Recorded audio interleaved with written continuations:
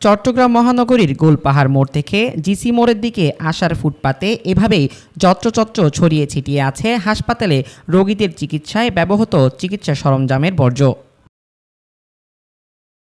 হাসপাতাল ও ডায়াগনস্টিক সেন্টারের এসব বর্জ্য জনস্বাস্থ্য ও পরিবেশের জন্য মারাত্মক হুমকি স্বরূপ। নিয়ম অনুযায়ী এসব বর্জ্য অটোক্লেভ মেশিন দ্বারা সম্পূর্ণ জীবাণুমুক্ত করে ধ্বংস করে ফেলতে হয়। কিন্তু হাসপাতালগুলোর আশেপাশে ময়লার স্তূপসমূহে যত্রতত্র রোগীদের ব্যবহৃত চিকিৎসা সরঞ্জামসমূহ ছড়িয়ে ছিটিয়ে থাকতে দেখা গেছে। আর এই বৃষ্টির দিনে বৃষ্টির পানির সাথে মিশে বর্জ্যসমূহ থেকে পরিবেশেরও ক্ষতি হচ্ছে প্রতিনিয়ত। এতে সবচেয়ে স্বাস্থ্য ঝুঁকিতে রয়েছে কোমলমতি শিশুরা। এই সকল শিশুদের শরীরের রোগ প্রতিরোধ ক্ষমতা কম হওয়ায় তাদের শরীরে অনায়াসে বাসা বাঁধছে রোগ জীবাণু। এই জনগুরুত্বপূর্ণ বিষয়টি নিয়ে সংশ্লিষ্টদের মনিটরিং